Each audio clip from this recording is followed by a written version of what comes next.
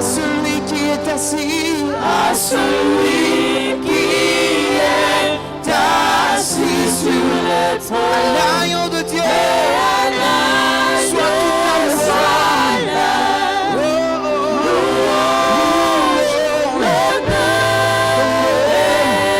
la puissance pour toujours.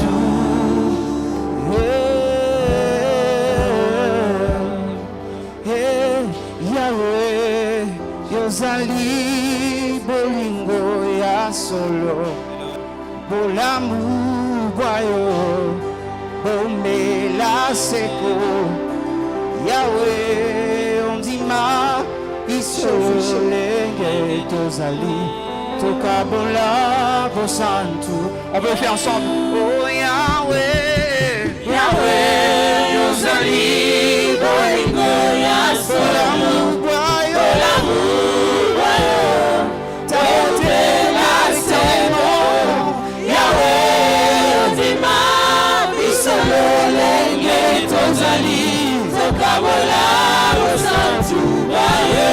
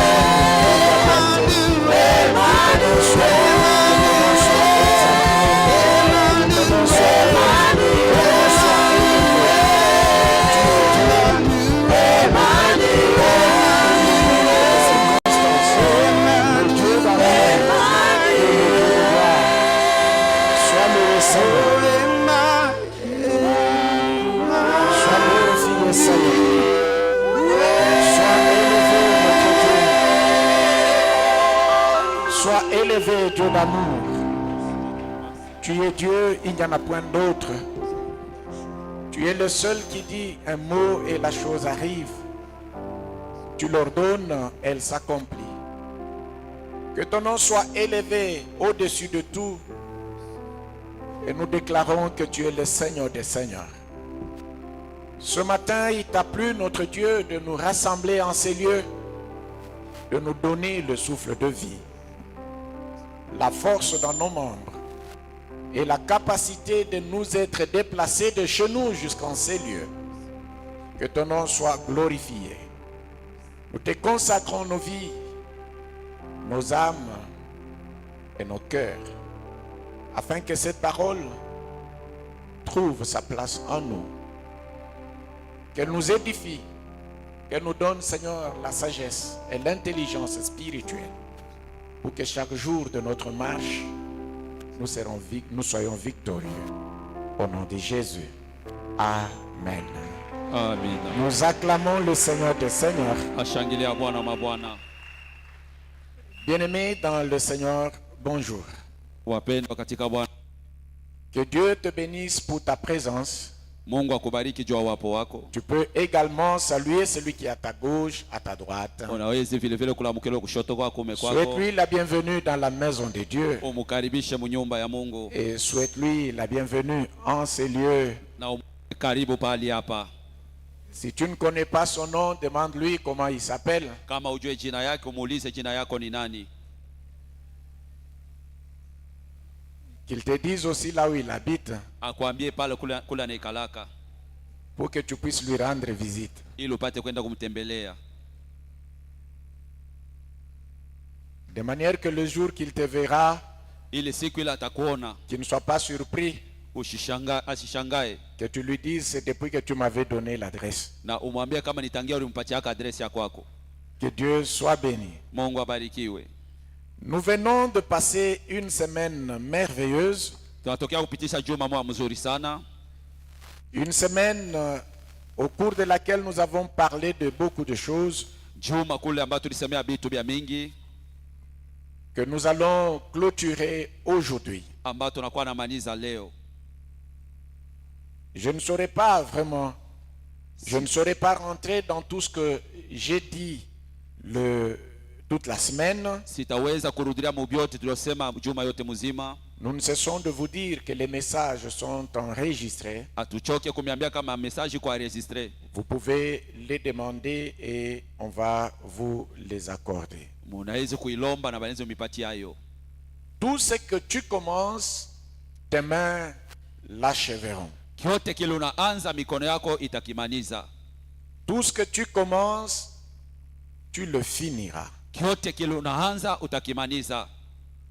C'est le thème autour duquel nous avons parlé toute la semaine. Ni juma kando kando tulisemea juma yote mzima. Et nous avons eu des temps de prière. Na tulikuwa pia na wakati ya maombi. Qui ne vont pas s'arrêter avec cette semaine. Haitaishia paka mu juma. Mais qui vont continuer. Lakini itaendelea. Chaque fois que tu pourras y retourner, kila mara ambayo utaweza kurudilia hapo, tu vas continuer avec la prière. Utaendelea na maombi. Et que cette prière t'accompagne dans tout ce que tu entreprendras. Na ile maombi pate kusindikiza mubyote utakaanzisha. Aujourd'hui, je termine avec quelques points. Leo namaliza na manukta fulani fulani. Nous sommes dans Néhémie chapitre 6. Tuko mu Nehemia sura yake ya 6. À partir du premier verset, kuanzia mstari wa kwanza, nous allons lire jusqu'au verset 9. Tasoma ati mstari wa 9. La Bible dit ceci. Biblia inasema hivi: Je n'avais pas encore posé les battants des portes. Nilikuwa bado shaweka milango. Lorsque Sambala, Tobija, Geshem, l'Arabe et nos autres ennemis apprirent que j'avais rebâti la muraille et qu'il ne restait plus que les brèches. Wakati Sambalati, Tobia na Geshem na wadui wengine wote wakasikia sema nilimaliza kufunga matundu. Avant que je continue avec la lecture, vous savez, il peut arriver que autour de ta vie, à tout moment, il y a un nom qui revient. À tout moment, tu passes à gauche. Tu passes à gauche tel. Tu passes à gauche tel. Et tu te poses la question, quel jour il va mourir? Et des gens comme ça aussi, ils ne meurent pas. Et s'ils ne meurent pas, alors il faut comprendre que Dieu les a suscités pour que quelque chose naisse en toi. Est-ce que tu peux dire Amen? Amen. Néhémie, le nom de Sambala, Tobija, Geshem, je pense qu'il pouvait même en entendre parler dans son sommeil. Nehemia njina Sanbalati, Tobia na Geshemu angezi saa zingine ataiko naisemea hata mubushingishi bwake. Parce que à tout moment, Maana kila wakati Sanballat, Sanbalati, Tobija. Tobija. À tout moment, Kila saa Sanballat, Sanbalati, Tobija. Tobia. À tout moment, Kila wakati Sanballat, Sanbalati, Tobija. Tobia. Ça peut être dans ton travail. Inaweza kwa mkazi yako. Quelqu'un qui est comme Sanballat, comme Tobija. Mtu mmoja kwa Sanbalati wala Dans Tobia. tes projets, Mumipango yako, dans ta maison, munyumba yako. Sanballat, Sanbalati, Tobija. Tobia. Sanballat, Sanbalati, Tobija. Tobia. Sanballat, Sanbalati, Tobija. Tobia. Lève ta main droite. Nyangula mkono kwa kume. Dis avec moi, Sema pamoja nami. Seigneur, merci pour Sanballat, merci pour Tobija. Bwana, asante juu ya Sanbalati na Tobia. Je n'entends pas ta voix. Sisikie sauti yako. Et dis merci Seigneur parce que je vais les vaincre dans leur nature. Asante Bwana, mimi tabashinda paka mwili hali yabo. Nous avons dit en semaine Tulisema mjuma que lorsque Daniel a été jeté dans la fosse au lion, wakati Daniel alitupiwa mshimo la simba, Dieu n'a pas changé des lions en chèvres Mungu ashikubadilishe mashimba kwa bambuzi pour que Daniel puisse les vaincre. ili Daniel apate ushindi juu yabo. Daniel les a vaincus dans leur nature de lion. Daniel alibashinda mwile hali yabo ya basimba. Lorsque Shadrach, Meshach et Abednego ont été jetés dans la fournaise ardente de feu, Wakati Abednego balitupiwa mutanuru ya moto, Dieu n'a pas éteint le feu. Mungu ashikushimishe moto. Il a donné à ces trois hommes, ses serviteurs, la force de vaincre le feu. Alipatia bale tatu batumishi yake nguvu ya kushinda moto. Lorsque David s'est retrouvé face à Goliath, Wakati Daudi alikutana mbele ya Goliathi, Dieu n'a pas écourté la taille de Goliath. Mungu asikufupisha burefu ya Goliathi. Il n'a pas rendu David élancé plus que Goliath. Asikumfanya Daudi akuwe mrefu zaidi ya Goliathi. Mais David l'a vaincu dans sa nature. Lakini Daudi alimuwina mwali yake. Goliath est resté Goliath dans sa nature. Alibakia Goliathi David est resté David dans sa nature. Daudi alibakia Et Daudi David l'a vaincu. lakini Daudi alipata ushindi juu ya Goliathi. Maintenant que tu as compris, lève ta main. Sasa hivi unabishika mkono Et yako. dis avec moi, Seigneur, merci pour les Sanballat et les Tobija. Sema pamoja na mimi, Bwana asante juu ya Basambalati na Batobia. Seigneur, merci parce que je vais les vaincre dans leur nature. Bwana asante maana nitabashinda paka muali yabo. Sanballat n'a pas besoin de porter le nom de Pierrot pour que tu le vainques. Sanbalati lazima kuwa na jina ya Pierrot juu upate ushinde. Non, Sanballat n'a pas besoin de changer de nom pour que tu le vainques. Sanbalati hata ana lazima kubadilisha jina Il restera Sanballat et mais tu vas le vaincre. atabakia pa Sanbalati na wewe utamshinda paka. Que Dieu soit loué Mungu asifiwe et que Dieu soit béni. na Mungu abarikiwe. Est-ce que tu peux acclamer le Seigneur pour cela? Tunashangilia Bwana juu ya ile. Voilà, nous continuons la lecture. Tunaendelea kusoma. Nous étions au verset 2. Tulikuwa mstari wa pili. Alors Sanballat et Geshem Sanbalati na Gesheni m'envoyèrent dire ceci: wakanitumia kusema hivi, viens et ayons une réunion, kuya basi tukwe na renyo moya, que nous ayons une entrevue tukwe na mazungumzo dans les vallées, dans les villages de la vallée d'Ono. katika vijiji vya bonde la nchi. Ils avaient médité de me faire du mal. Wao walitafakari, walikusudia kunifanyia bibaya. Je leur envoyais des messagers avec cette réponse: Nikawatumia wajumbe na j'ai une grande œuvre à exécuter niko na kazi kubwa ya mimi kutumika, et je ne puis descendre vers vous. nami siwezi kuya kule muko. Le travail serait interrompu Kazi itashimama pendant que je le quitterai wakati mitakapotoka hapo pour aller vers vous. njoo kuya kule muko. Ils m'adressèrent 4 fois la même demande Bakaniambia mara ine ombi moya moya, et je leur fis aussi la même réponse. nami nikabajibia paka namna moya moya. Sanballat m'envoya ce message une 5e fois par son serviteur. Sanbalati akachuma mara ya 5 ujumbe na mtumishi wake. Il tenait dans la main une lettre ouverte. Alikuwa akishika mkononi mwake barua yenye kuwa wazi. Il y était écrit ceci: Iliandikiwa hivi, le bruit se répand parmi les nations makelele inakabari na zambalala mubatu, et Gashmu affirme que toi et les Juifs vous pensez à vous révolter na Kashmira anahakikisha kama wewe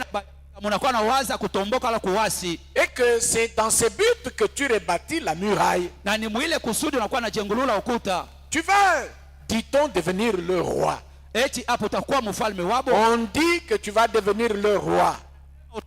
Wabo. Tu as même établi des prophètes pour te proclamer à Jérusalem roi de Juda. Et maintenant ces choses arriveront à la connaissance du roi. Viens donc et consultons-nous ensemble. Je fis répondre à Sambala, ce que tu dis là n'est pas. Ce que tu dis là n'est pas vrai. C'est toi qui l'inventes. Tous ces gens voulaient nous effrayer. Et ils se disaient, ils perdront courage. Et l'œuvre ne se fera pas. Maintenant, oh Dieu, fortifie-moi. Est-ce que tu peux dire Amen? Amen. Il y a des temps où il faut faire cette prière. Fortifie-moi, Seigneur. Je disais que je termine aujourd'hui en parlant de quelques armes que l'ennemi utilise. Et ces armes, tu dois les vaincre. Je suis en train de parler de quelques armes que tu dois vaincre si tu veux achever ce que tu as commencé. Les armes que tu dois vaincre si tu veux réaliser et achever ce que tu as commencé. Est-ce que tu peux dire Amen? Amen. Déjà au verset 2, on a commencé par citer Sambala, Tobija, Geshem, et on a ajouté Gashmu. Je le disais déjà, vous savez qu'autour de ta vie, il peut se faire qu'il y ait des noms que tu as commencé à entendre, au point que quand tu entends ce nom, même le cœur bat. Quand tu entends ce nom, même la joie te quitte. Quand tu entends ce nom, même tu es perturbé. Parce que ça fait déjà très longtemps que la personne est décidée à t'anéantir. La personne est décidée à te détruire. La personne est décidée à te perturber. Mourir, il ne meurt pas. Il est là. Tu as déjà jeûné. Tu es allé à la montagne. Mais la personne est là. Et continuant à faire ce qu'elle est en train de faire. Ça peut être à la maison. Ça peut être dans ton travail. Ça peut être là où tu es en train de faire tes projets. La personne est décidée de te faire asseoir par terre. Soit la personne est décidée que tu sois licencié de ton travail. Et tu l'entends même le dire. Il doit perdre ce travail. Il doit perdre ce poste. Il doit perdre son travail. Et tu l'entends. Tu pries. Tu fais des veillées. Tu viens donner des actions de grâce. Mais la personne est là. J'aimerais te dire avant d'avancer, je te l'ai fait faire sans savoir pourquoi. Lorsque tu vois des situations comme ça dans ta vie, par rapport à une personne, au lieu de la haïr, au lieu de t'irriter, commence à louer Dieu. Je reprends. Lorsque tu vois une personne comme ça dans ta vie, tu vois une personne comme ça dans ton travail, tu vois une personne comme ça dans tes projets, tu vois une personne comme ça dans ce que tu as commencé à faire. Parce que si tu continues toujours à haïr cette personne, il y a des conséquences que tu auras. Parce qu'en haïssant la personne, tu te dénatures. Suivez-moi attentivement. En haïssant la personne, tu es en train de te dénaturer. Tu n'as plus la nature d'enfant de Dieu. Et lorsque tu te dénatures, tu n'auras même pas les qualités de Dieu pour vaincre cette personne. Je reprends, c'est très important. Narudiriria ni ya lazima. Je me souviens, j'étais encore au secondaire. Nakumbuka nilikuwa ningali ku sekondari. J'étais chez l'un de mes oncles. Nilikuwa kwa mama myombangu. Alors ce jour-là, Ile siku il rassemble tous ses enfants au salon. anakutanisha watoto yake wote. Et moi, je m'étais retrouvé là aussi. Na mimi nani nilikutaniwa pale. Alors il dit ceci à ses enfants. Anaambia watoto yake. Même quand vous grandirez, Hata wakati mtakomala. dès que tu rencontres quelqu'un s'appelant de tel nom, Kama wakati unakutana na mtu akiitwa jina fulani. écrasé, écrasé. Muponde. Pourquoi? Jua nini? Parce qu'il avait à son service un chef Maana kukazi yake alikuwa na chef moja. qui lui avait rendu la tâche très difficile. Hakika alimfanya mambo inakuwa nguvu kwake. Tout ce qu'il faisait n'était pas bon. Vyote bila alikuwa anafanya bikukwe bizuri. Tout ce qu'il faisait était vraiment traité, je ne sais, d'une manière, je ne sais laquelle. Vyote alikuwa anafanya sijui alikuwa anaviona namna gani. Alors l'oncle était fatigué. Alors muyomba alichoka. Il était fatigué. Alibichoka. Et il avait son jeune frère qui est aussi mon oncle. Alikuwa na mloko yake alikuwa pia muyombangu. Moi, je ne priais pas à cette époque. Mwile wakati kwa bado shaanza kuomba. Et l'autre oncle, son jeune frère, ne priait pas aussi. Mais je lisais quand même la Bible comme un livre là, je le lisais. Nilikuwa nasoma Biblia kama kitabu kimoja hivi nilikuwa Et nasoma. nous l'avions surnommé peu de fois. Tulimuita wa imani kidogo. Lui ne le savait pas, mais c'est comme ça que nous on l'appelait. Yeye asikuwa anajua ndio vitu tulikuwa namuitaka. Quand son jeune frère arrive, il me trouve de peu de fois et là, je dis non, il n'est pas Wakati encore. mloko wake anakuwa sasa wa imani kidogo kwa hapo ase. Moi-même aussi, quand je le vois venir, je dis peu de fois et là, il est. Mimi nasema imani kidogo yule Je anakuja. crois jusqu'aujourd'hui, il ne sait pas qu'on l'appelait de ce nom-là. Kufikia ati leo sijue kama alikuwa anamuitaka ile jina. Parce qu'il était vraiment, lui priait, Yeye alikuwa anaomba. mais lorsqu'on le dérange dans sa vie, Wakati banamuuzi maisha il yake. était prêt à prendre des décisions même incendiaires. Alikuwa tayari kubeba mipango ya mubaya. Et on l'appelait peu de fois. Na alikuwa anamuita wa imani kidogo. Alors ce soir-là, il rentre, Ile magharibi anarudi. il rassemble ses enfants. Anakusanyisha watoto yake. Et je me suis retrouvé là. Na mimi Parce que son chef s'appelait d'un tel nom. maana chef yake alikuwa anaitwa jina Il fulani. dit maintenant à ses enfants, Anaambia sasa watoto yake. vous rencontrez quelqu'un s'appelant tel, Munakuta écrasé. Ne cherchez même pas à savoir. Écrasé.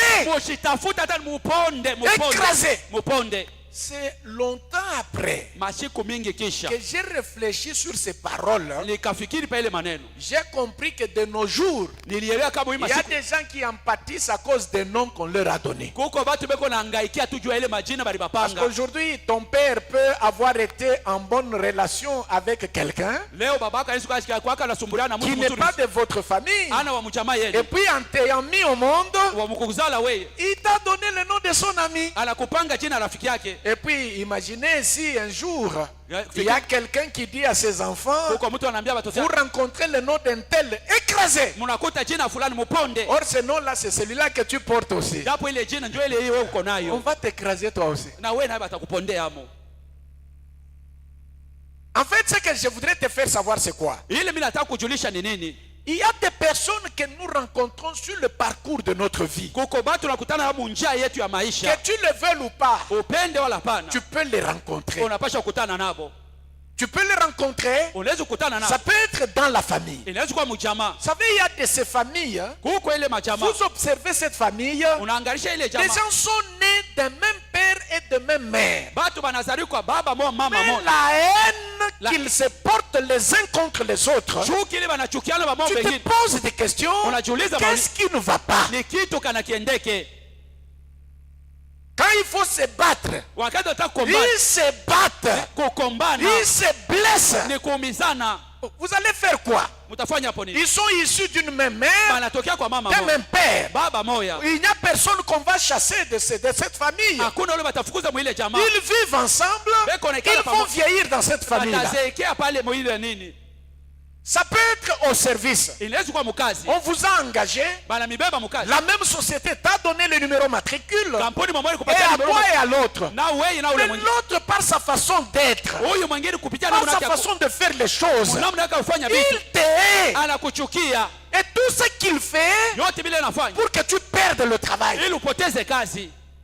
Vous pouvez être ensemble Mnaweza kuwa pamoja. dans un même bureau, muofisi moja Tu sors, je ne sais pas, pour te reposer ou prendre quelque chose ou prendre de l'air. unatoka jua Il kwenda supporte quelque chose sur ta machine. anatosha kitu moko mashini yako, Et la machine est bloquée. mashini inafunga. Pendant ce temps, il y a un document urgent que tu dois sortir. Mwele wakati huko document moja ile unabana kulomba mbio mbio, Tu commences à transpirer. unaanza kutokea On hapo va yasho, te blâmer. Dans unaangalia ta façon de faire les choses, Unamna kwa tu fanya- les fais correctement. Ulifanya- C'est l'autre avec qui vous partagez le bureau Mwingine muko qui naye- veut que tu perdes le travail. anapenda upoteze kazi, Tu n'as pas la décision pour le licencier. hauna na mpango wa kumtosha kwa kazi, Il est là. eko pale, On ne le change même pas de bureau. abata mubadilishe kumtosha mwili bere wako On ne pale, lui change pas de poste. abampatilishe hata Tu kiti, gênes.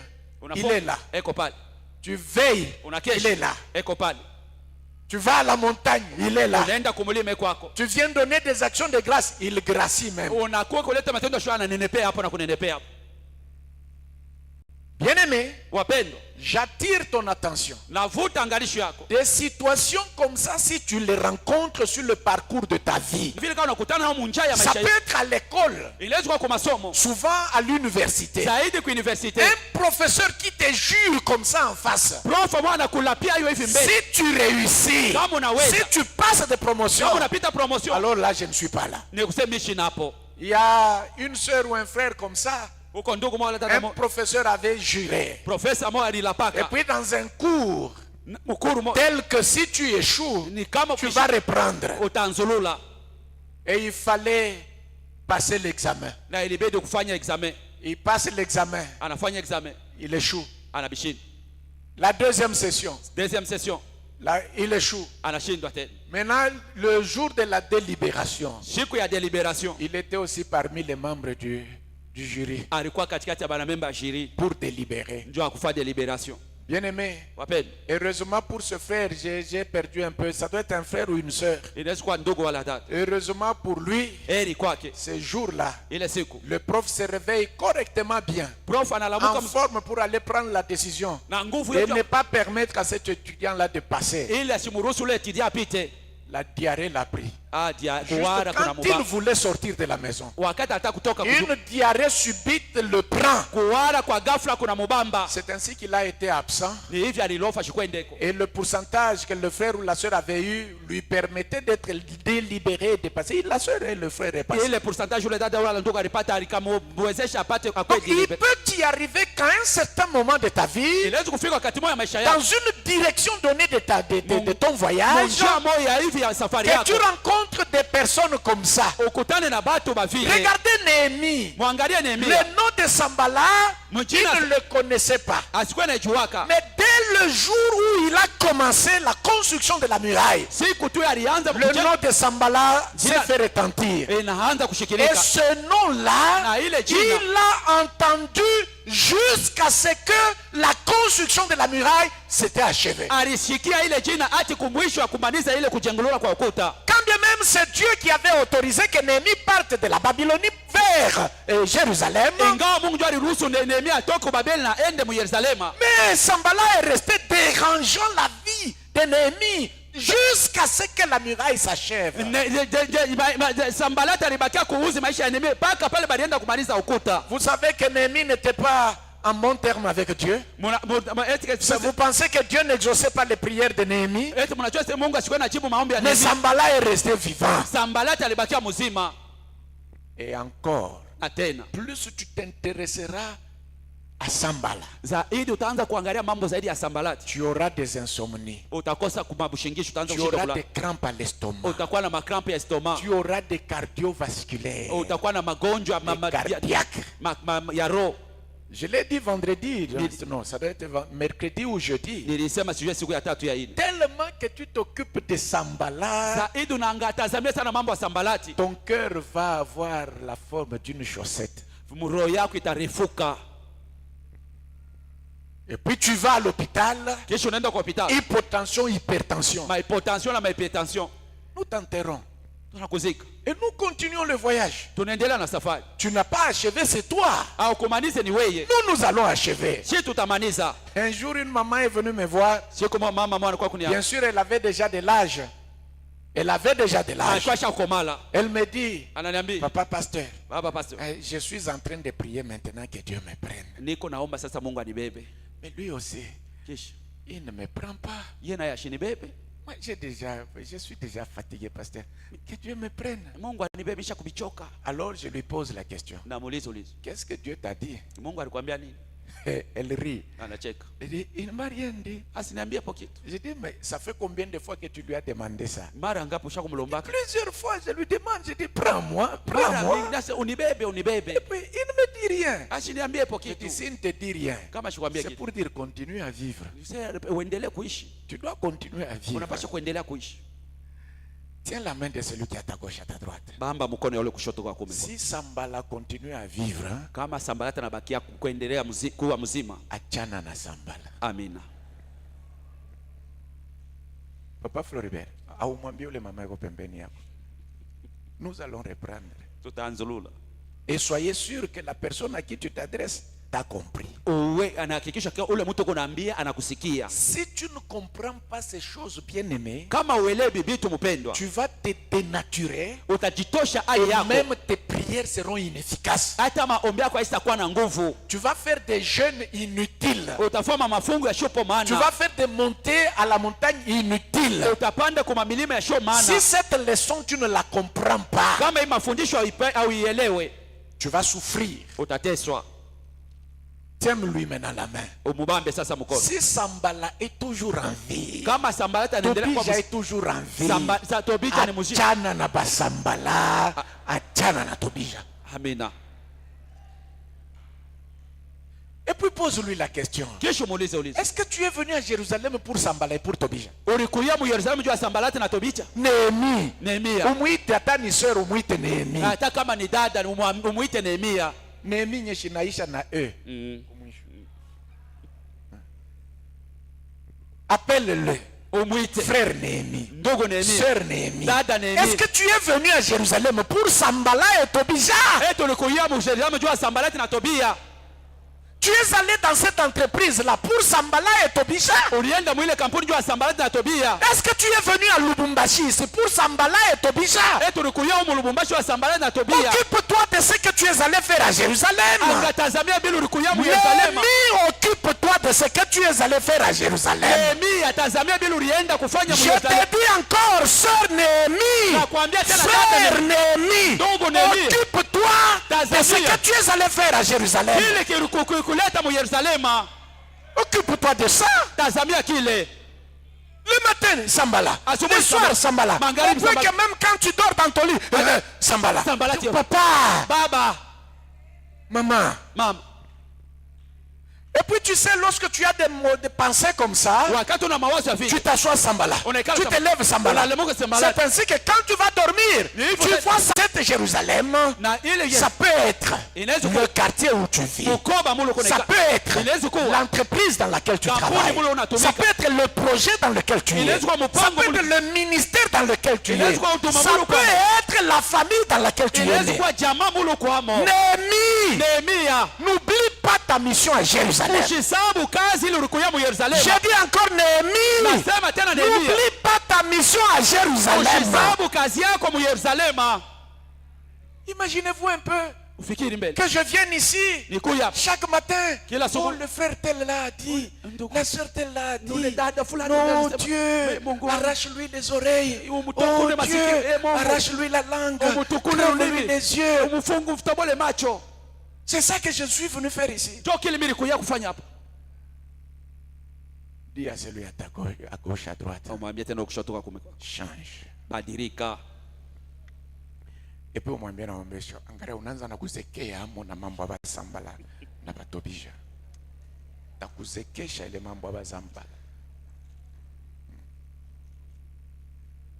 Utazekea.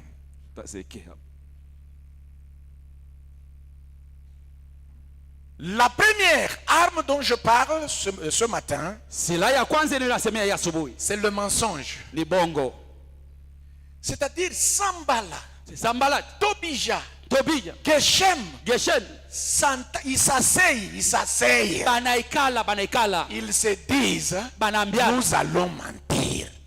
tutaenda kulanda. Dis-moi bien aimé. Muniambie wapendwa. Quelqu'un qui s'est levé, il s'est assis et dans son cœur, il est décidé de mentir. Ce n'est pas qu'il l'a fait par hasard. Dans son cœur, décidé de mentir.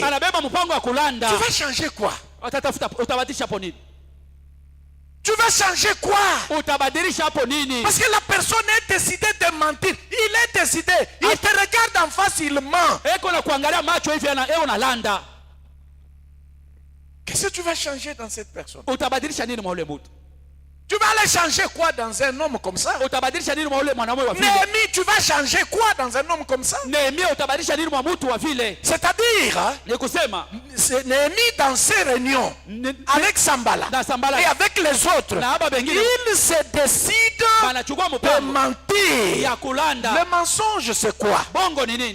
C'est dire quelque chose qui est contraire à la vérité. Dire quelque chose contraire à la vérité avec un objectif. Quel est cet objectif? Induire la personne en erreur. C'est-à-dire c'est lui pour qui l'on ment là. C'est lui pour qui le mensonge est dit.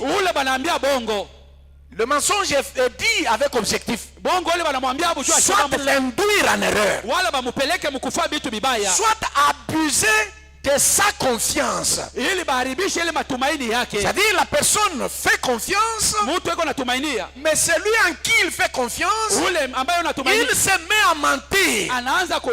En ce moment-là, la personne est en train d'abuser de sa confiance. Soit la personne qui ment là est décidée de le trahir.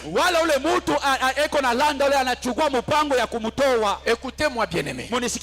Tu vas changer quoi dans le cœur d'une personne qui est décidée de te trahir? Qu'est-ce que tu vas aller changer? Néhémie, tu vas changer quoi dans le cœur d'un Sambala? Tu vas changer quoi? Ce qu'il te faut, Néhémie, c'est que toi tu changes ta position. C'est que toi tu changes ton attitude. C'est que toi tu changes ta façon de te comporter. Que tu changes ta façon d'être. Que tu sois au-dessus de ce mensonge. Un jour, je voyageais et j'ai commencé à lire un livre, Les chemins ou les voies de Dieu dans la vie d'un homme. Alors pendant que je lisais, j'entends une voix qui me parle. Quand j'avais lu une phrase dans ce livre-là, Dieu m'a parlé clairement. C'était pendant la saison de pluie. Et l'avion était au-dessus et très au-dessus des nuages. Les nuages sont restés plus bas. Dieu me pose la question. Est-ce que la pluie qui tomberait de ces nuages va-t-elle mouiller cet avion? Je dis non. Pourquoi? L'avion est au-dessus des nuages. Et Dieu me dit deux choses. Il me dit deux choses. Non. Oui, tu peux dire ça comme ça. Deux choses. La première, si ce nuage est une bénédiction, il faut que tu te places sous ces nuages pour que la pluie qui tombe de ces nuages puisse mouiller ta vie. La deuxième chose, si ce nuage est un problème, tu dois te placer au-dessus de ces nuages pour que la pluie des problèmes qui tombent de ces nuages ne puissent pas mouiller ta vie. Cet exercice, si tu n'es pas en mesure de le faire dans ta marche spirituelle, tu as échoué. Bien-aimé, même Jésus-Christ, nous allons le voir par la suite. Même Dieu lui-même, hata Mungu ye mwenyewe au ciel là, kule kumbingu il a eu des problèmes alipata ako mambo avec Lucifer, na Lucifer, qui était un ange de lumière alikuwa malaika wa et nuru, qui tout d'un coup est devenu Satan. kwa ghafla anatokelea Au shetani ciel déjà. kumbingu tu Et Lucifer emporte aussi certains anges qui l'ont suivi. Lucifer anabeba mamalaika wengine walimfuata Au ciel. kumbingu. Jésus arrive sur la terre Yesu anafika pa dunia avec les Sadducéens, na les Basadukai scribes, waandishi les souverains sacrificateurs. bakowani bakuu Ils étaient décidés, balikuwa na mupango, ils ont pris la ferme détermination balibeba mupango de imara nuire à Jésus juu ya jusqu'à la fin. Jusqu'à la fin. hati kumwisho ya maisha, Jusqu'à ce qu'il se décide de le clouer à la croix. kufikia hata kubanchukua mupango wa kwenda kumsulubisha msalaba. C'est Jésus. Ni Yesu. Mais que dire de toi et de moi? Tutasema hapo nini juu yako na juu yangu? Ça peut être pour rien. Inaweza kwa bure tu, Pour rien. pashipo mambo. Tu déménages d'un quartier, tu arrives dans un autre quartier. Unatoka mkoba mmoja unaenda mkoba ingine, À peine que tu arrives, ungana fikia hapo tu, ton voisin ou ta voisine de gauche ou de droite, jirani wako mwanaume na il te mwanamke regarde de cet homme ici est orgueilleux. huyu mtu kwa Cette kiburi, femme est orgueilleuse. huyu mwanamke ni wa kiburi. Tu n'as rien fait. Au kufanya hapo kitu Au service, kukazi, on t'engage aujourd'hui. bana kubeba À mkazi, peine que tu arrives, ingali tu nafikia hapo, quelqu'un ne te supporte pas. mtu mwingine ashikuvumilia, Il ne veut pas de toi. ashikutaki, Et même sa façon de faire les choses, tu le vois. hata namna yake ya kufanya vitu wewe mwenyewe Et unajionea, tu le sens même toi-même. na wewe mwenyewe unasikia, Tu vas pleurer. utalia, Tu vas te lamenter. utatompola. Maintenant, ce travail, au lieu d'être une bénédiction pour toi, Ile kazi pale kwa baraka, chaque matin quand tu te lèves, kila asubuhi wakati unalamuka, tu n'as même pas la soif d'aller au service. hauna tena kiu ya kwenda kwa kazi, Tu sens que ton cœur saigne. unasikia sasa roho yako inakuwa na vuja. Nous allons voir les conséquences par la suite. Tutaona matokeo baadaye. Le mensonge, Bongo c'est au verset 2. ni kumsari wa pili. Alors Sambala et Geshem, Sambalati na Gesheni, je suis en train de reprendre le verset qu'on venait de lire na tantôt. kuwa narudia ile mstari tulitokea kusoma. Alors Sambala et Geshem m'envoyèrent dire, Sambalati na Gesheni bakanitumia mtu, viens, kuya ayons ensemble une réunion, tukutane une entrevue tuzungumuze dans le village de la vallée d'Onon. muile bijiji bya bonde ya Dono. Écoutez ce que Néhémie dit. Sikieni na Nehemia na Ils avaient médité de me faire du mal. bo balikusudia kunifanyia bibaya. Bien-aimés, Wapendwa, pourquoi ces personnes juu ya nini aba batu ont pris la décision de mentir? balibeba mpango wa kulanda? Pourquoi ils ont voulu que Néhémie quitte Jérusalem, Juu ya nini balipenda Nehemia qu'ils toke puissent l'attirer vers Onon? bamukokotee kukijiji ya Ono? Onon, c'était un territoire un peu neutre.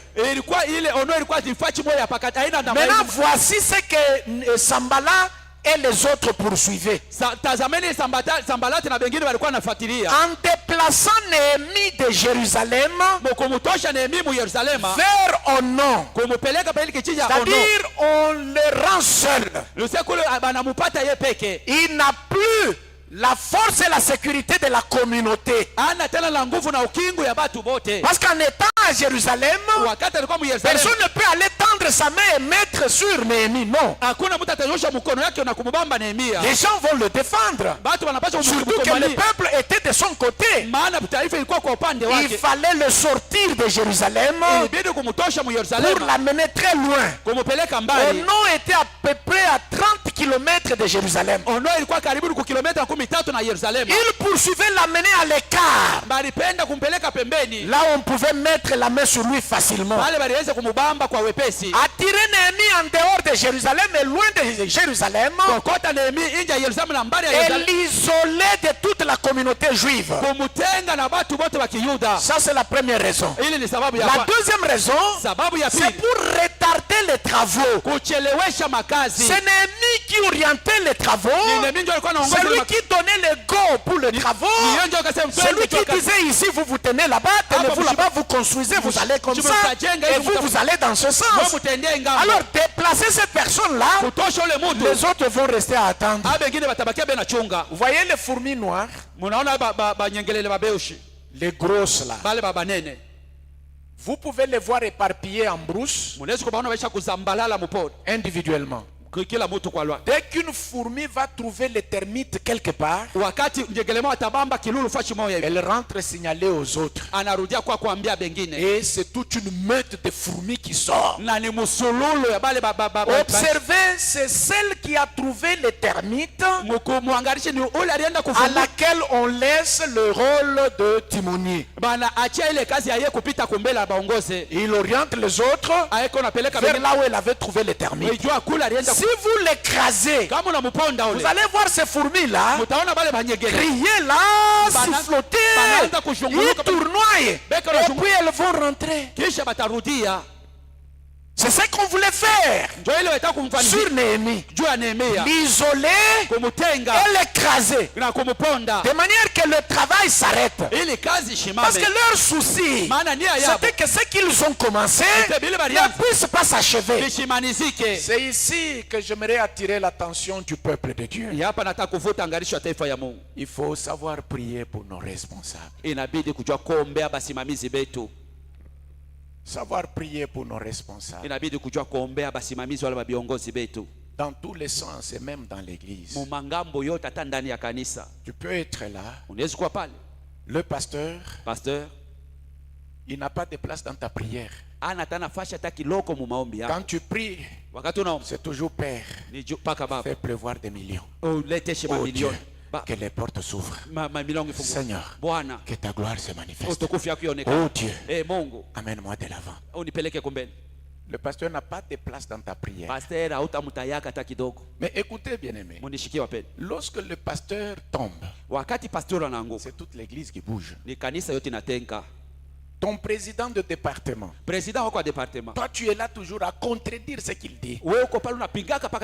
Il est allons à gauche, toi tu dis allons à droite. Avançons, arrêtons. Tu es là toujours. Tu fais l'opposition au département où tu es.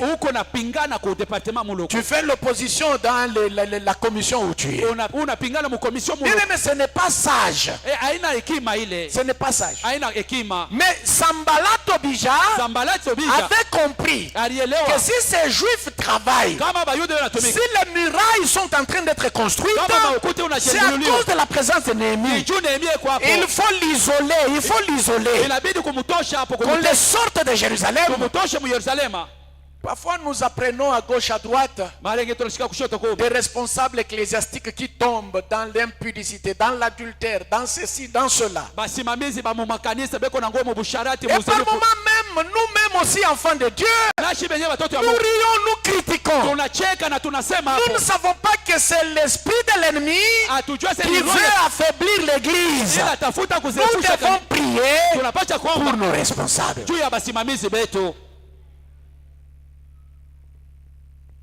Est-ce que tu peux bien dire Amen? Et le responsable, c'est dans tous les domaines. En commençant par les chefs de rue. Les chefs après les chefs de rue, c'est quoi? C'est qui? Les chefs de cellule. Après les chefs de cellule, c'est les chefs de quartier. Après le bourgmestre. Après le bourgmestre, c'est le maire. Après le gouverneur. Après le ministre, le gouvernement, le premier ministre et même le président. On doit prier. Parce que si tu es dans une position telle que tu vas subir la décision d'une personne, même tes chefs au service, tu dois prier. Même si tu sais que c'est un rose-croix, ou je ne sais pas, un féticheur, prie pour lui. Parce que la décision qu'il peut prendre peut faire que tu avances ou que tu recules. La décision qu'il va prendre peut faire que tu sois dans la joie ou que tu sois dans le malheur. Qu'il soit païen ou pas païen. Notre responsabilité, c'est de prier. Est-ce que tu peux dire Amen correctement? Donc on voulait éloigner Néhémie de Jérusalem, l'amener à Ono pour mettre sa vie en danger. Deux, pour retarder le travail si par la l'arrêter. juu ya kuchelewesha kazi kama wala kuishimamisha. On voulait aussi éloigner Néhémie Walipenda mtenga Nehemia pour le distraire. njoo kumlengamisha. Bien-aimés, Wapendwa, ils ont trouvé que Néhémie était dans son travail. baliona sasa Nehemia alikuwa Mais mkazi. comment on peut faire retarder ce travail? Je, tunaweza Il kuchelewesha faut hii kazi. provoquer une réunion. Tufanye réunion. Comme ça, on va le distraire. Hivi tutamlengamisha. Le temps qu'il voudra venir répondre à cette réunion, Wakati atapenda kuchibia kwa hii nous réunion, allons le distraire. tutamlengamisha. Je bénis Dieu pour Néhémie. Nabariki Mungu juu ya Nehemia. Il dit quoi? Anasema nini? J'ai une grande œuvre à accomplir. Niko na kazi kubwa ya Je ne kutimiza. saurais pas venir vers vous. Sitaweza kuya kule Parce que Mungu. le temps que je vais venir vers vous, Ni wakati akuya le kule. travail va être arrêté. Kazi itasimama. Néhémie avait compris cela très tôt. Nehemia alielewa ile mbele ya wakati. Heureusement pour lui. Heri kwake. Regarde-toi, mon frère. Ujiangalie ndugu yangu. Chaque samedi, Kila samedi. réunion de famille à Kalebuka. Réunion ya Sobi kukalebuka. Pierre et Pierrot ne s'entendent pas. Pierre na Piero bapatanake. L'oncle qui est le tuteur de la famille a convoqué une réunion. Muyombo alikuwa msimamizi wa jamaa tuitisha Nous allons aller terminer le problème de Pierre et Pierrot. twende tukamalize mambo ya Pierre na Piero. Après cette semaine, Kisha hii chuma réunion à Kinsevere. kukini severe. L'oncle a convoqué parce que Sarah et Marie qui sont du côté là, ils ne s'entendent pas. Maana sare na bapatani. Est-ce que tu ne vois pas que c'est la distraction maintenant? Etaona sasa kulengamishwa kule. Est-ce que tu ne vois pas que tu es distrait maintenant? Etaona sasa kulengama sasa. Tu es déjà tombé dans la distraction. Usha kuanguka zamani Écoutez, mkulenga. peuple de Dieu, Unisikie taifa ya Mungu. si tu manques le sérieux Kama unakosa de heshima te concentrer dans ce que tu as commencé, ya kujiweka tu mbele ne ulianza, pourras pas l'achever. hautakimaliza. Si tu manques le sérieux Kama unakosa heshima de te concentrer dans ce que tu as commencé, ya kujiweka mkile ambao ulianza, tu ne pourras pas l'achever. hautaweza kukimaliza. Ça doit être le jeudi, je crois. Inaweza kuwa siku ya 4 nadhani. Alors je m'étais dit, non, cette semaine, je ne viens pas le matin à l'église. Nilijambia sasa Juma sitakuwa asubuhi kanisa. Je reste préparé à la maison, je me concentre pour le travail le soir. Na bakia kutayarisha kunyumba na jitoa kujua kazi. Alors un frère de l'église vient me voir à la maison. Ndugu mwa kwa kanisa alikuwa kuniona kunyumba. Après un temps, dès que je l'ai reçu, Wakati mpokee. je lui ai dit, frère, Nimwambia ndugu, ne sois pas surpris quand je vais te chasser. usishituke wakati nitakufukuza. Il dit, pourquoi? Johnny, Pasteur, pourquoi? Pastor Johnny. Je dis, parce que je suis en train de me préparer pour le culte du soir, donc ne me prends pas beaucoup de temps. Niko najitayarisha juu ya ibada ya magharibi, ushinibebe wakati ya. Alors il a compris. Alielewa. Quelques minutes après, Dakika chache. il m'a dit ce qu'il voulait me dire. Aniambia bila pastor. Il part dit, non, pasteur, je pars. J'ai dit, oui, tu as bien fait. Mimi naenda Parce que pastor. si tu n'aurais pas fait ça, moi-même, je t'aurais chassé. Kama ungelifanya mimi pekee ningekuandama. Tant que tu n'es pas encore arrivé à ce niveau-là, Wakati hujafika mwile il y a kipimo. des choses que tu vas commencer, l'ennemi va te distraire. Kuko vitu bila utaanza kina adui atakulengamisha. Et tu ne sauras pas achever Na cela. hautaweza kumaliza habyo. Regardez, Mwangalie. un jour je pose la question à une maman. Siku mwanauliza ulizo kwa mama Je dis, moja. maman, je ne t'ai pas vu à l'église hier. Kisha kuone ukanisa Je jana. dis, ah, papa, et ma famille, ce sont des problèmes vraiment. Ni mama. Juste hier, quand je voulais quitter là, Wakati unitaka kutoka hapo. c'est alors que ma belle-mère est venue à la maison. Ndio mamangu muko anakuwa Je kunyumba. me suis dit, je vais faire quoi encore? Ndafanya hapo tena nini? Que je dise que je vais à l'église, il va dire, parce que je suis arrivé à la maison et elle a fui, elle ne voulait pas me sentir ma présence à Sasa la mimi nakuwa maison. kunyumba nakimbia C'est naenda. ainsi que j'étais resté avec elle. Ndio hivi mimi nibakia na hapo. Je dis, c'est ça, Ndio ile. maman, Mama. c'est à ce niveau que tu es encore. Ni mwile kipimo ngariki tena. Oh, tu as mal fait. Ah, ulibifaa mubaya. Tu as mal fait. Ulibifaa mubaya. Belle-mère ou pas belle-mère? Mama huko wala sio Beau mama. père ou pas beau père? Baba huko wala sio mama. Tu es prêt à aller à l'église? Uko tayari kwenda Non, kanisa? mais dis-lui, papa, Umwambie baba. est-ce qu'on peut aller à l'église? Tunaweza kwenda kanisa. Parce que j'étais déjà en train d'aller à l'église. Mimi nilikuwa Comme muzia ça, on va kwenda. parler à la fin. Tutasungumuza kumwisho. Tu vois comment tu deviens silencieux? Unaona vile unakuwa kimya kimya. Parce que dans ton cœur, tu te dis, le Bukari, elle est sur Utakuri, mais moi, je te jure, Mimi nakulapi. tant que tu n'es pas encore arrivé à ce niveau-là, Wakati unafikia mwile kipimo, il n'y a rien que tu vas réaliser. hakuna kitu kinutatimia. Parce que l'ennemi te connaît très bien. Adui anakujua mzuri. Satan te connaît très bien. Shetani anakujua mzuri mzuri. Il va toujours. Atakuwa kila mara. Je vous ai déjà dit ici, Nishakuambia quand je prépare le message chez moi, wakati atarisha mahubiri kwangu, il y a la première personne qui connaît ce que je vais prêcher, c'est Dieu. mtu wa kwanza anajua kile tatahubiri ni Parce que Mungu. c'est lui qui va mettre ça dans mon cœur. Ni ule ataiweka La moyo. deuxième personne qui va connaître ce que je vais prêcher, c'est moi. Mtu wa pili anajua ile tahubiri ni mie. Et la troisième personne sont les démons, les esprits. Et Satan, Mais- il est passé par là. Mademona Je suis en train d'écrire. Ce message, si Pauline entend ça, Hii mahubiri kama c'est Pauline fini, elle est délivrée. kuonesha anafunguliwa. Démon de distraction, Mumweke démon mulangoni. de maux de tête. Allez-y, Mwende. perturbez-les. Mumuvuruge. Perturbez-la. Mwende C'est mkamvuruge. ainsi qu'on va saisir ta belle-mère qui était chez elle. Mimi natembea mama yako muka alikuwa kwake. Leo nikangalie kwa watoto wa Pauline mashiku mingi. Elle, quand elle dit ça, Yeye wakati anasema c'est dans les bonnes intentions. ni mwile mania mzuri. Elle ne sait pas que c'est Satan qui l'a saisi Asijue ni shetani pour alimshika. aller distraire et perturber le programme de tel ou tel autre. Jua kwenda kulengamisha kufuruka mipango ya fulani. Elle, quand elle se lève, c'est dans de très bonnes intentions. Ni mwile mania mzuri. Elle paye de son transport. Analipa Si elle n'a pas le transport, elle vient même à pied. kama ana transport anatembea. C'est alors qu'elle te trouve toi. Anakukuta wewe. C'est-à-dire on t'amène une personne Anakuletea mtu. face à laquelle tu es embarrassé pour prendre la décision. Mbele yake Maintenant unashinda tu mets en balance. unaweka mkipimo. Dieu est ta belle-mère. Mungu na mamako Dieu muko. est ta belle-mère. Mungu na mamako Dieu muko. est ton beau-père. Mungu na babako Et muko. puis finalement, Mwisho. la balance penche Ile muzani du inaenda côté de ngambo ta moja. belle-mère. Kwa mamako muko ya ndoa. Et tu te vois très sage. Unajiona na hekima Mais sana. dans l'entretemps, Tena pale. ce que tu devais entendre ce jour-là, Ile ulipaswa usikie ile siku tu ne l'as pas entendu. au kuisikie. Satan est rusé, Shetani ni mwerevu. très rusé. Ni wa ila. S'il veut te distraire, Kama anataka il kulengamisha. a tous les moyens possibles pour le faire. Eko na manamna yote iwezekanayo kuifanya. Il a tous les moyens possibles pour le faire. Eko na manamna yote iwezekanayo. C'est pourquoi Ndio maana il faut demander à Dieu le discernement inabidi kumlomba Mungu pour tafuta. comprendre que ça qui commence là, Ndio kueleza c'est hili une distraction. hii ni kulengamishwa. Néhémie, heureusement, il a compris. Nehemia alielewa. Il a envoyé le message. Alituma ujumbe. Parce que qui ne voudrait pas y aller? Nani ungependelea kwenda huko? Sambala qui te combat tous les jours. Sambala tunakukombanisha kila siku.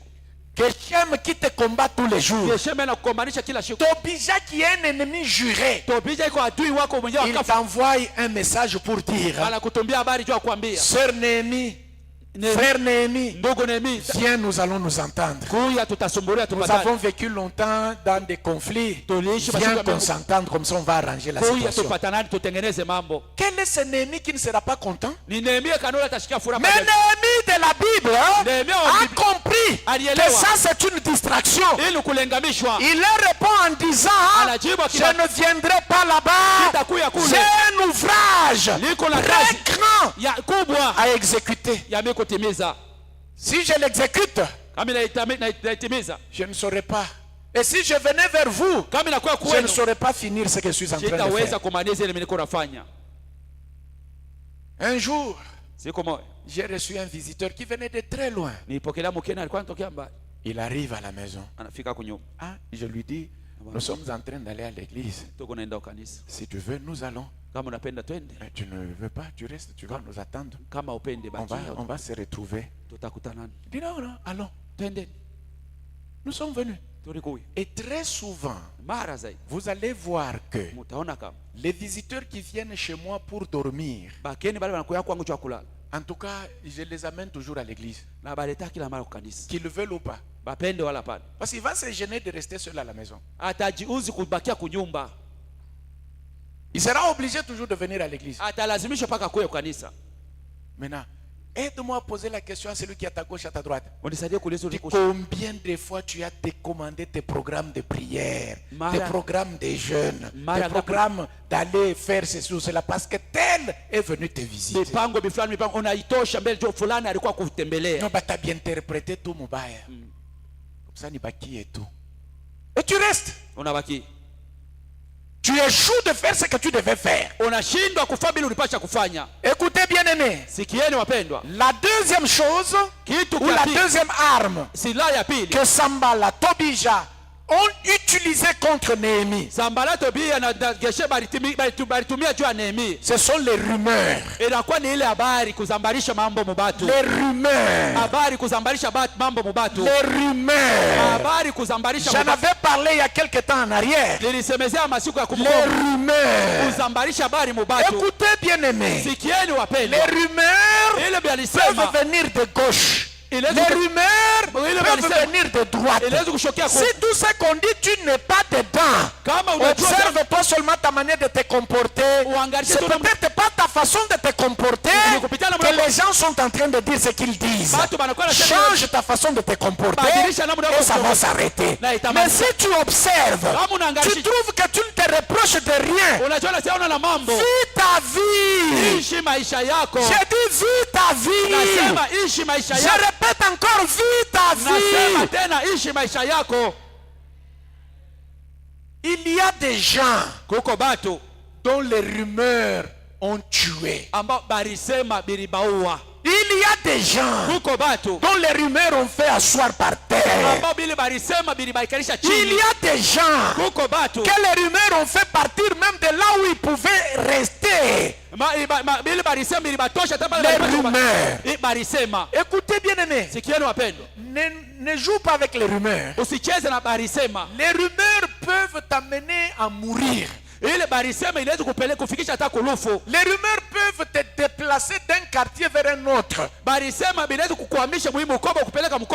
lorsque l'ennemi est décidé de te combattre par cette voie-là, alors décide-toi aussi d'avoir des nerfs solides. J'ai dit décide-toi aussi d'avoir des nerfs solides. J'ai dit encore décide-toi aussi d'avoir des nerfs solides. Et finalement, tu vas voir ceux qui propagent ces rumeurs. Eux-mêmes vont se fatiguer. Et ça va se taire. Eux-mêmes vont se fatiguer. Et ça va finir. Sambala dit quoi? Les bruits courent. Les bruits courent. Que toi Néhémie, tu veux devenir gouverneur. C'est pourquoi tu montres les ailes pour bâtir la muraille. Sinon tu le ferais pourquoi? Si ce n'est pas pour être gouverneur. Donc ces rumeurs-là sont vraies. Combien de gens ont cessé de servir Dieu à cause des rumeurs? Combien de gens ont quitté le département dans lequel ils étaient en train de servir Dieu à cause des rumeurs? Vous pensez que son zèle là est un zèle inutile? On apprend déjà que dans l'église où il était, c'était comme ça. C'est pour ensorceler. Vous pensez que c'est quoi? Ça c'est un zèle de sorcier. Il n'y a que les sorciers qui ont un zèle comme ça. Là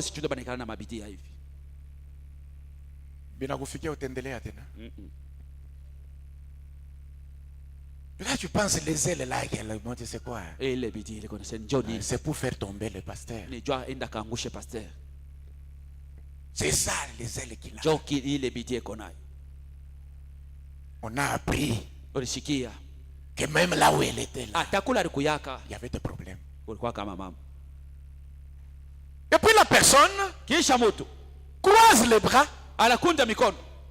Quelqu'un va venir. Toi, tu crois que l'argent qu'il offre là, toi, tu penses que c'est l'argent que les bois. Tu penses l'argent avec ce temps qui court ici, l'argent difficile, quelqu'un va se mettre à donner ça. C'est de l'argent qui donne pour bloquer l'œuvre de Dieu. Et puis tu vas entendre Gashmi aussi confirmer. Même un jour, je l'avais rêvé. J'avais rêvé. Il avait un filet. Il avait un filet à la main. Makila. Kwa mulango muntu ingia. Muntu akuingia bote beko makila. Papa, rumeur kuko bantu anaitoshaka sari isoma mkitabu. Il y a des gens, quand ils s'assoient pour sortir une rumeur, bien orienté, bien canalisé, bien rangé, au point que tout le monde qui entend, il secoue la tête. Ça c'est vrai. C'est pourquoi même j'ai vu ces jours-là, juste quand je voulais entrer dans la porte de l'église, j'ai senti comme si on m'a frappé un coup, et le ventre me faisait déjà mal. C'est le filet que tu as vu la nuit. Bien Bien-aimé, Wapeni. dis à celui qui est à ta gauche, à ta droite, Ambia ule kushoto wako. si tu sais que ta vie est correcte, Kama unajua sema shoko iko sawa. sois au-dessus des rumeurs. Yuko wa yule ya barisema. Sois au-dessus des rumeurs. Kwa yule ya barisema. J'ai dit sois au-dessus des rumeurs. Nasema kwa yule ya barisema. D'abord, c'est parce qu'il y a certaines rumeurs, tu ne sais même pas. Le jour où tu apprendras ça, Siku utashikia peut-être même dehors, tu ne sortiras pas. hata nje nyao utatokaka. Même dehors, tu ne sortiras pas. Hata nje utatokaka. Sambala fait ses rumeurs. Sambala Tobis a fait ses rumeurs. Anatuma- Mais toi, Néhémie, Ouais, Néhémie. tu n'es pas allé là-bas pour les rumeurs. Ah, au Tu coin de es Kulba- allé là pour rebâtir la muraille. Unaenda kule njoo Prends en kuchengua. tête, Ouais, comme mets tu- dans ton idée Ouais, comme- la raison pour laquelle tu es à Jérusalem. Sababu ile rukuya mu Yerusalema. Néhémie, tu n'es pas là pour les rumeurs. Ndio una pale njoo barisema. Est-ce que tu sais que même parler, ça fatigue aussi? Eti unajua sasa kusema kunachokeshaka. Est-ce que tu ne sais pas Eti que ujue parler, ça fatigue? kusema kunachokeshaka. Ça crée l'hypoglycémie. Kunaletaka mtu anakuwa anasikia sasa iko na Njala. njala tu iko na nini? Mtu ataweka marumeri yake, kumwacha atashikia njala tabiacha. Itamchokesha tabiacha. Amen. Eh bien toi là, tu es la rumeur, tu te lèves. Il va sentir aujourd'hui. Il va sentir. Il va Atashikia- sentir quoi? atashikia- C'est toi qui te dénature. Wewe njoo unajitosha hali yako. Oui. Lui, il a l'image de Satan. Il a l'image de l'ennemi. Maintenant, toi, tu vas aussi vouloir le ressembler. Wewe na unataka kumfanana. Celui qui a propagé ces rumeurs, il est au Bel Air. Ule alisambarisha Toi, tu es ici au golf. Huko Dès que tu apprends, wakati unashikia même l'argent que tu ne veux pas offrir ici, hata franka utaka kutolea tu hapa. vas prendre un taxi booking. Utabeba taxi booking. Il va me sentir aujourd'hui. Leo atanishikia kile Donc, mimi je vais arrêter sur le dans sa parcelle parce que tu t'ingia pas dans mon pango. Hein. Taxi, ingia dans mon pango, t'ashukia mon pango à quelle heure. Il va sentir. Atashiki.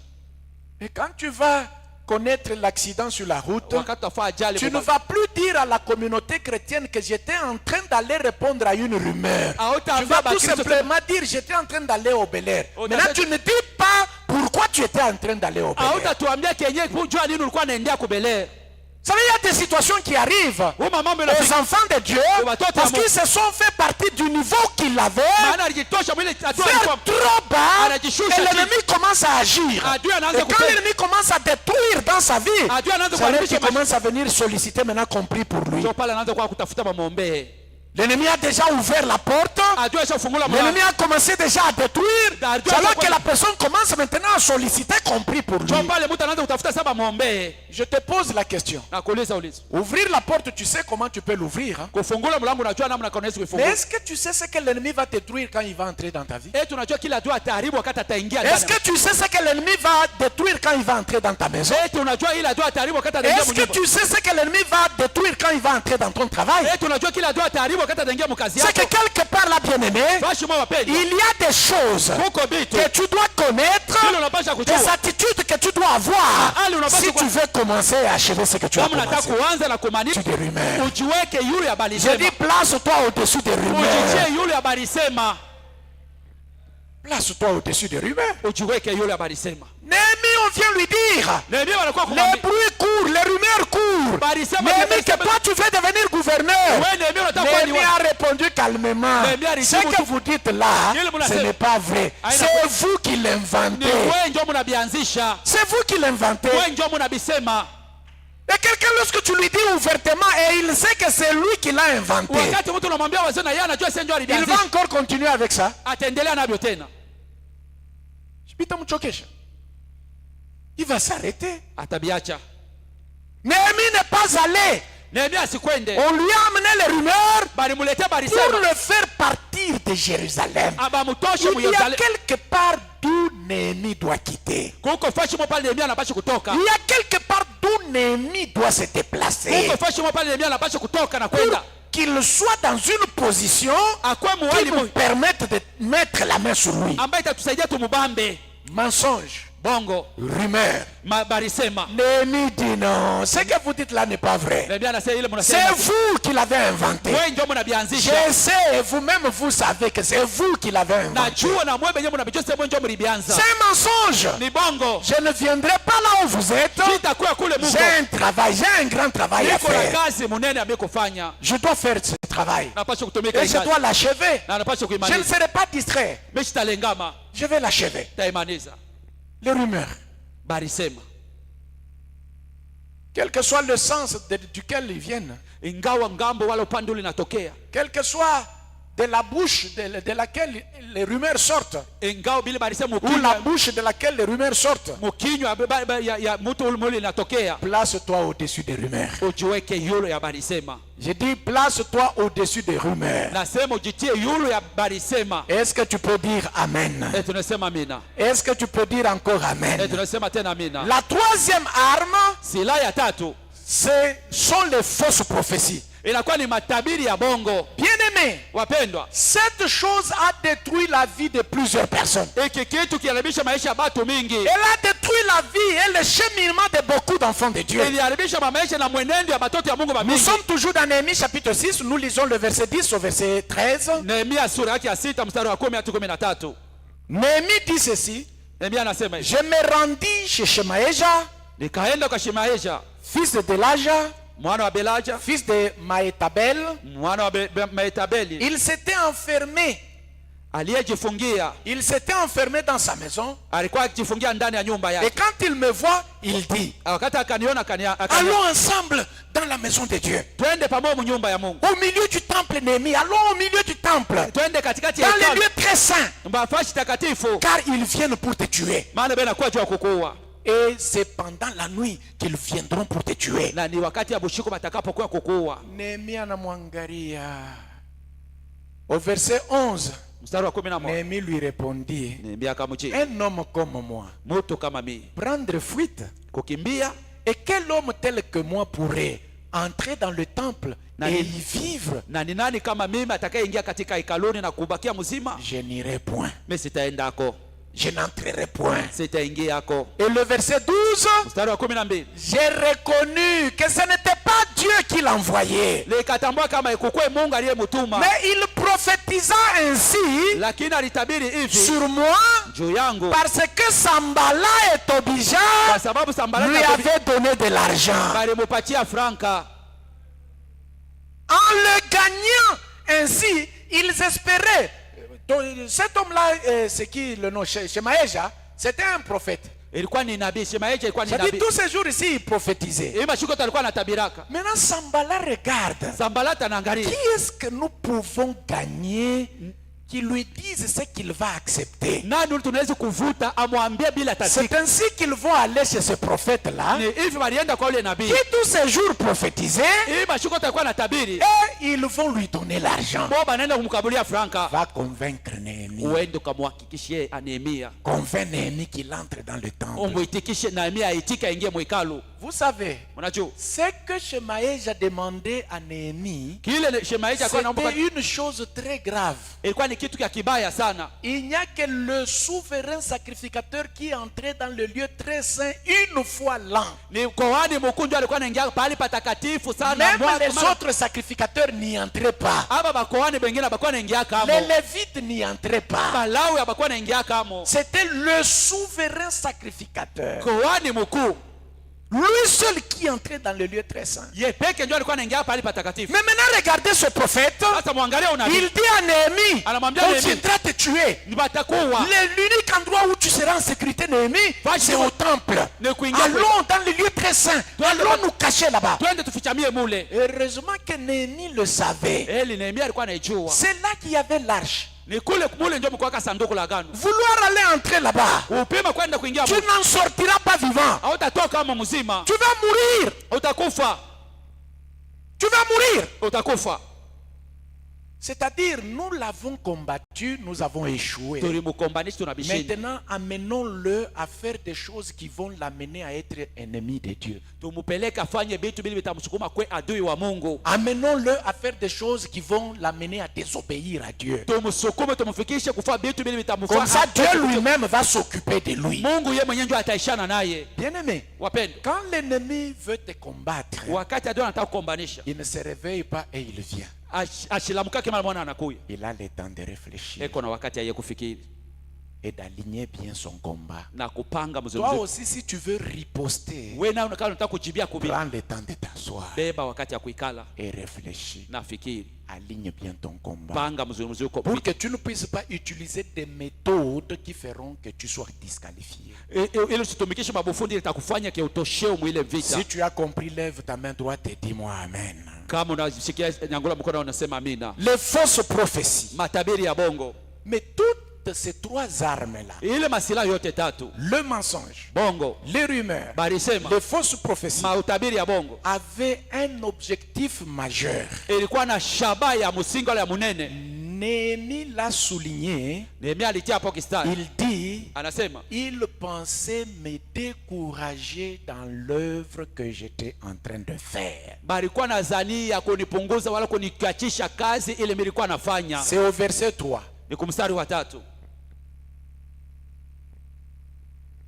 Je crois, c'est au verset 3.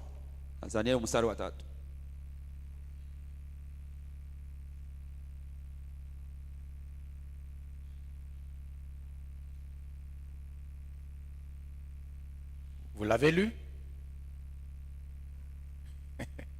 Vous avez déjà perdu. Nous sommes au verset 3, nous lisons. Je leur envoyais les messagers avec cette réponse. J'ai un grand ouvrage à exécuter et je ne puis descendre vers vous, car le travail serait interrompu pendant que je le quitterai pour aller vers vous. Et ils m'adressèrent 4 fois, le verset 4, ils m'adressèrent 4 fois la même demande et je leur fis la même réponse. Et finalement, le verset 5, Sambala m'envoya ce même message la 5e fois, avec son serviteur tenant à la main une lettre ouverte. Et c'est là qu'il lui parle de rumeurs qui courent pour devenir gouverneur. Et le verset 9, c'est au verset 9. Tous ces gens voulaient nous effrayer et ils se disaient, ils perdront courage et l'œuvre ne sera pas achevée. C'est-à-dire le mensonge, les rumeurs, les fausses prophéties ont pour objectif faire perdre le courage à Néhémie et au peuple d'Israël. C'est par là que je termine. Peut-être que tu n'as pas encore compris. C'est que le découragement peut produire dans la vie d'une personne. Acclame le Seigneur. Et je vais te dire. Tu sais pourquoi tu as acclamé? Maintenant, assis-toi bien. Tu peux te redresser?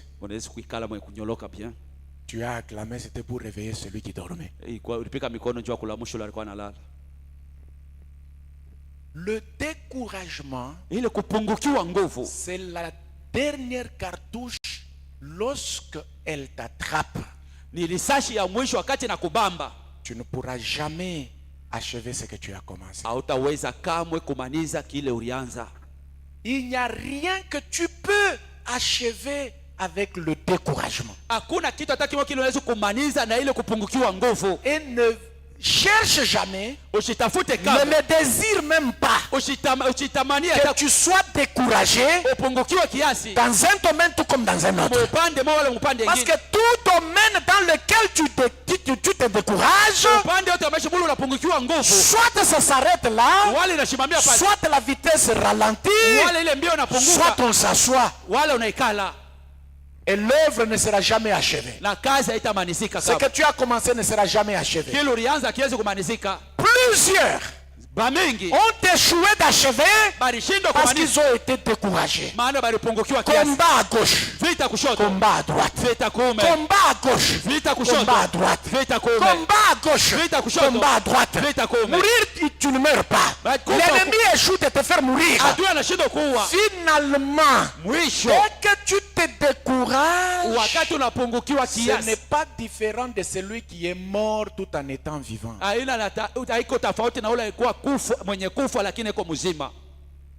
Le découragement, Kupungukiwa kiasi c'est la mort ni de losi celui qui est vivant. ya ule ambaye iko mzima. Lorsque tu es découragé, Wakati unapungukiwa tu kiasi, n'es pas différent de celui qui est mort. hauna tofauti na ule mwenye kufa. Mais à la seule différence, Achanisho tu moyo, tu es debout, lakini wako bwima, tu vis. uko naishi. La Bible nous donne un conseil Biblia inatupatia shauri moja, et une exhortation à suivre subutisho moja kufuata par rapport au découragement. fatana na kupungukiwa kiasi. Je m'adresse à toi qui es découragé dans un domaine, Niko nakwambia wewe ambaye unapungukiwa mu upande moja vya maisha, toi qui es découragé dans un sens ou dans une voie, wewe unapungukiwa ngambo moja wala munjia moja fulani, fais très attention keba ange, parce qu'il y a risque maana kuko hatari que tu ne puisses pas achever ce que tu as commencé. ushindwe kumaliza bila ulianza. Il y a risque Kuko hatari que tu ne puisses pas achever ce que tu as commencé. usipate kumaliza bila ulianza.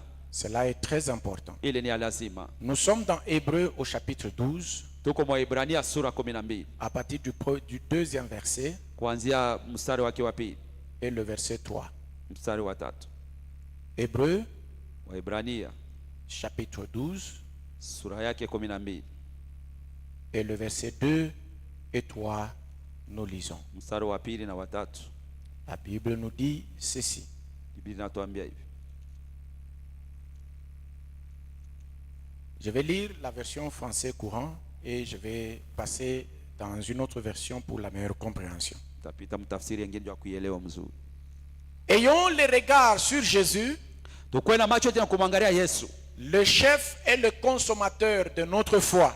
Bwana mkubwa na mwisho ya imani yetu. C'est-à-dire celui qui commence et qui achève notre foi. Ni kusema ye anaanza na anamaliza imani yetu.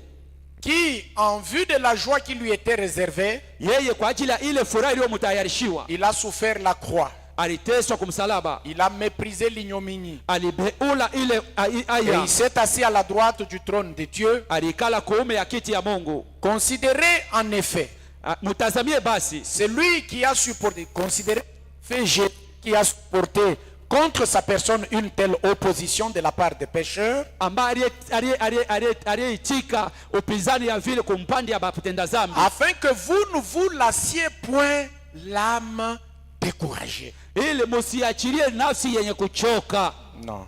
Que vous ne vous lassiez point musipate kuacha l'âme découragée. nafsi yenye kuchoka. C'est-à-dire, si l'âme est découragée, Kama nasi napungukiwa nguvu, tu peux abandonner, unaweza kubiacha, tu peux laisser. unaweza kubiacha. Maintenant, écoutez la version français courant. Français courant musiki. Gardons les yeux sur Jésus, Tuchunge macho yetu na kumwangalia Yesu, dont notre foi dépend du commencement à la fin. amba imani yetu inatazamia mwanzo na mwisho. Il a accepté de mourir sur la croix Alitika kufia kwa msalaba sans tenir compte de la honte attachée à une telle mort. pasio kutazamia aya ikuambatanisha kukifo kia vile, Parce qu'il avait en vue la joie qui lui était réservée. maana alikuwa kioni ile furaha aliyomchungia. Et maintenant, il siège à la droite du trône de Dieu. Hapa sasa inaikala kuume ya kiti ya Mungu. Maintenant, écoutez le verset 3. Mstari wa 3.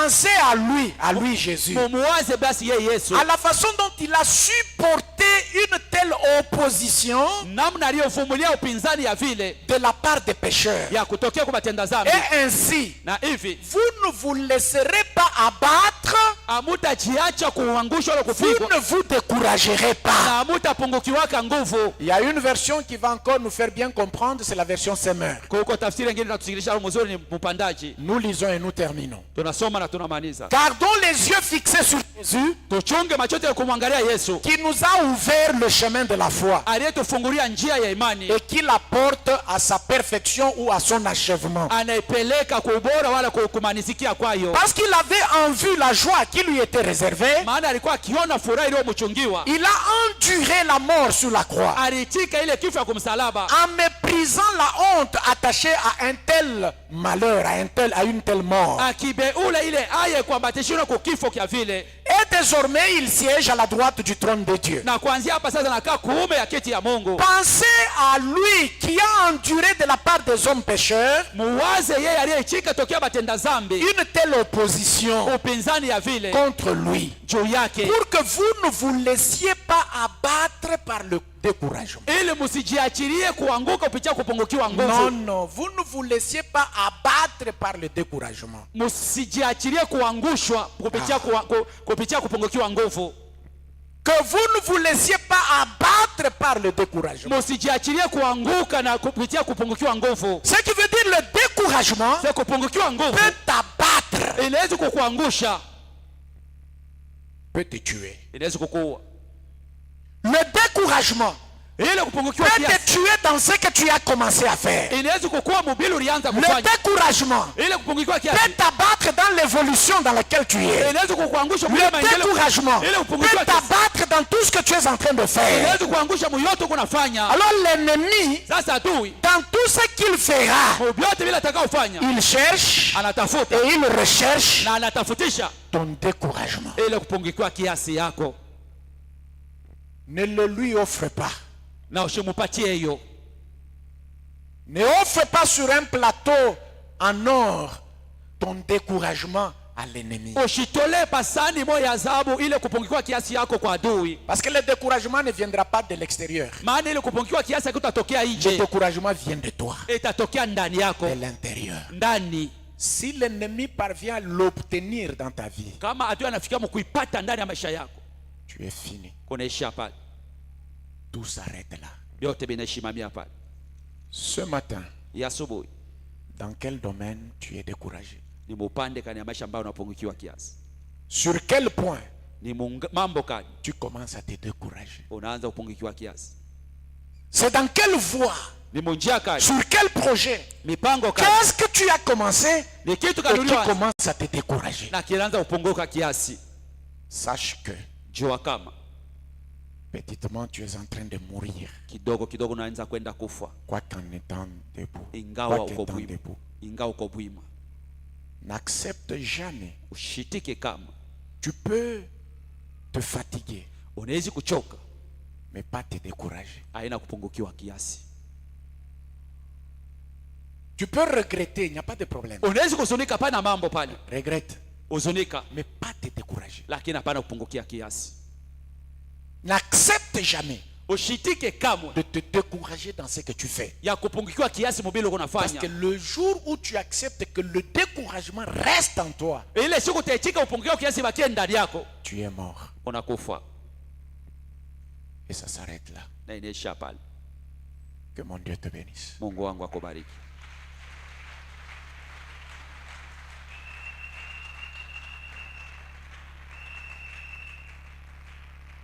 Ferme tes yeux. Funga macho yako, Tu as suivi ce message, ulifuata hii mahubiri, ou peut-être tu as suivi tout le séminaire. wala ulifuata semina yote mzima.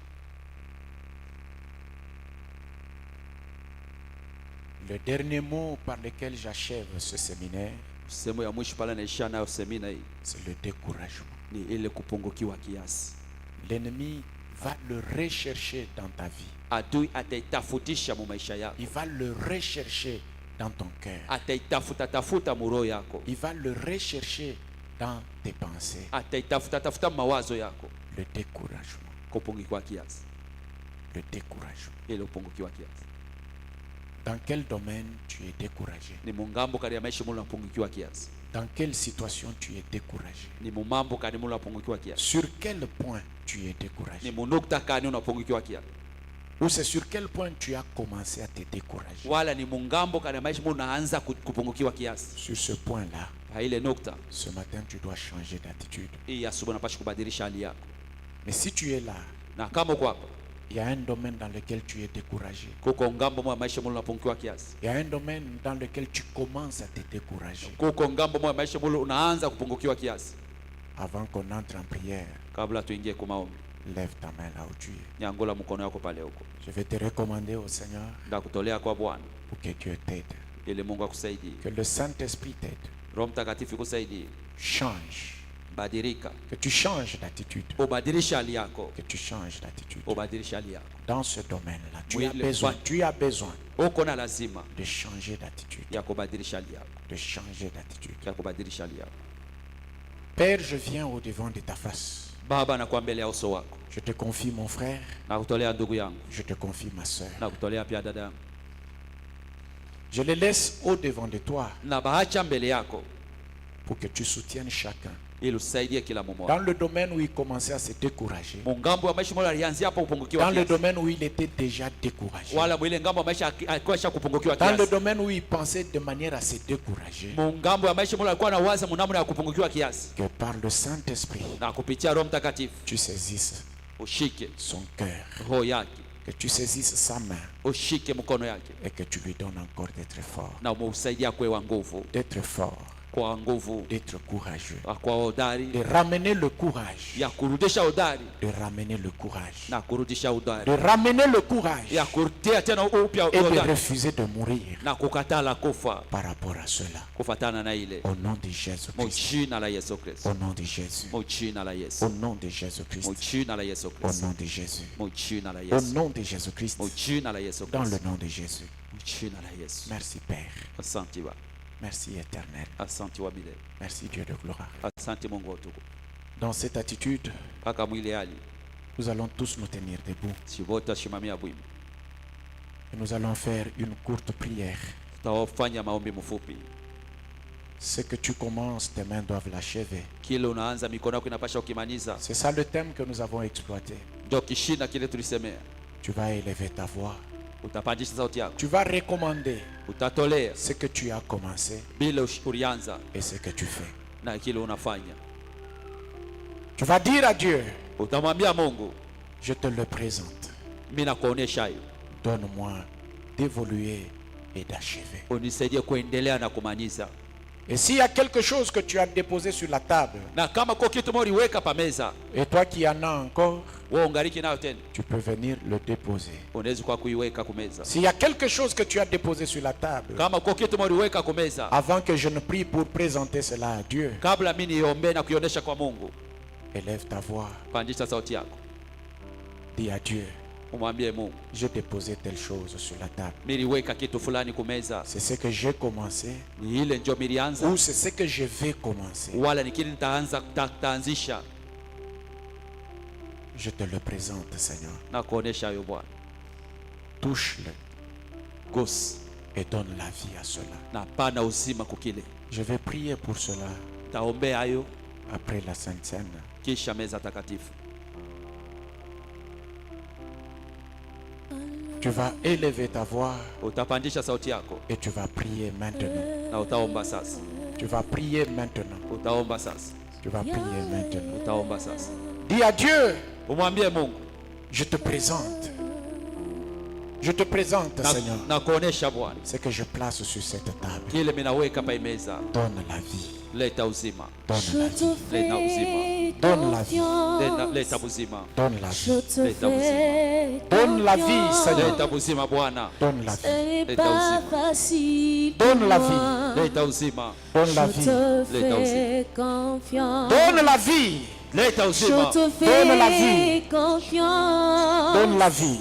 Leta uzima. Donne la vie, Seigneur. Leta uzima Bwana. Donne la vie. Leta uzima Bwana. Donne la vie éternelle. Leta uzima wa milele. Donne la vie. Leta uzima.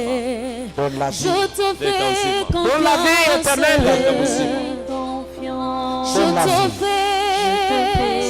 Refuse de te décourager. Ce n'est pas facile pour moi. Mais moi, oui, je te fais confiance. Élève ta voix, mon frère, ma soeur.